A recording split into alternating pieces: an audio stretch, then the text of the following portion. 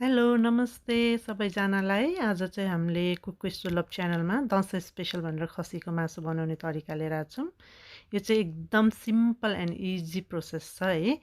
यसको लागि चाहिँ मैले आधा केजी जति खसीको मासु लिएको छु। अनि त्यसमा चाहिँ नुन आफ्नो स्वादअनुसार हालिदिने, अनि मिट मसला, अनि जिरा धनियाँको धुलो हालिदिएको छु। अनि अरू धेरै मसला युज गर्नु, मैले चाहिँ यति गरेर चाहिँ हजुरलाई अरू केही मनपर्छ भने त्यो मसला हाल्नुभयो भने चाहिँ। अनि तोरीको तेल हाल्ने अलिकति, अनि 3टा जति ल्वाङ, 3टा जति सुकमेल, अनि अलिकति दालचिनी, 2टा रातो खुर्सानी हालेर म चाहिँ यसको कुटेर धुलो बनाउँछु। अनि त्यो धुलोलाई पनि त्यही म्यारिनेसनमा हालिदिने। मसलाहरू चाहिँ आफूलाई टेस्ट अनुसार मनपर्ने मसलाहरू एड गर्नुभयो भने चाहिँ स्मेलको लागि आफूलाई मनपर्ने। अनि यसलाई एकछिन मजाले मोल्दिनु। मोल्न चाहिँ अलिकति टाइम लगाएर मोल्नु। अनि तोरीको तेलले चाहिँ अझ कलर पनि राम्रो र बास्ना पनि छुट्टै मिठो दिन्छ। अनि यसमा चाहिँ मैले लसुन अदुवा मसिनो गरी कुटेर राखेको हालेको छु। पेस्ट हाल्नु भए पनि हुन्छ, मसँग चाहिँ यही थियो त्यही भएर मैले यही हालिदिएँ अहिलेलाई। अनि अब मजाले मोल्ने। अब यसलाई चाहिँ म्यारिनेट गर्न छोपेर राख्थेँ। मैले चाहिँ लगभग 7-8 घन्टै राखेँ, तर 2-3 घन्टा राख्नु भयो भने हुन्छ। अब हामी चाहिँ कुकर बसाल्यौँ तताएर। अनि तेल मैले चाहिँ अलिभ ओइल लिएको छु। हजुरले जुन तेल लिनुभयो भने हुन्छ। तोरीको तेल अझ मिठो हुन्छ। ल्वाङ, सुकमेल अनि दालचिनी चाहिँ मैले एक-एकवटा मात्र राखेको छु, किनभने मैले हाफ केजी मात्र मासु लिएको छु त्यही भएर। अनि अगाडि म्यारिनेसन पनि हालेको भएर।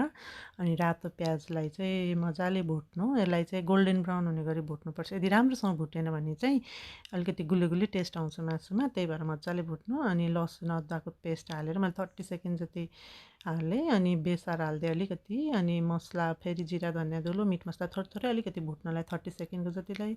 यदि हजुर पिरो खानुहुन्छ भने अझै हरियो खुर्सानी र रातो खुर्सानी हाल्नुभयो भने चाहिँ। अनि त्यो एकछिन मसला भुटेपछि मैले त्यसमा टमाटर हालिदिएँ। टमाटरलाई चाहिँ एकैछिन छोपिदिन्छु, लगभग 1 मिनट जति। अनि त्यसलाई नि चलाउने एकछिन। अनि त्यसमा अब नुन एड गरिदिन्छु आफ्नो टेस्ट अनुसार। अनि अब यसमा चाहिँ हामीले हिजो म्यारिनेट गरेर राखेको मासु जुन थियो त्यो चाहिँ हालेर मजाले एकचोटि र मजाले चलाउने राम्रोसँगलाई।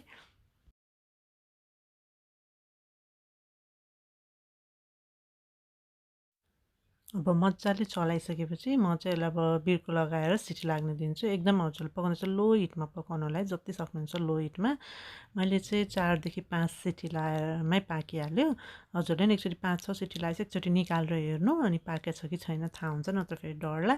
हेर्नु त मैले एक थोपा पनि पानी हालेको थिइनँ, केही पनि हालेको थिइनँ। म्यारिनेट गरेको त्यही टमाटर उसको उसमा सानो ग्यासमा पकाएको भएर कस्तो राम्रो भएछ।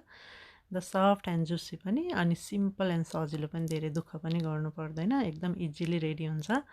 बस अब चाहिँ यसलाई म प्लेटिङ गर्छु, हेर्दा अलि राम्रो देखियोस् भनेर है। ल तपाईँहरूले पक्कै हामीले बनाएको यो मासु ट्राई गर्नुहुन्छ भन्ने लागेछ। अनि यो एकदम सिम्पल र इजी छ र मिठो पनि हुन्छ, अनि सजिलो पनि। अझ बिगिनर्सको लागि त झन् सजिलो पकाउन। Thank you so much. Happy Dashain.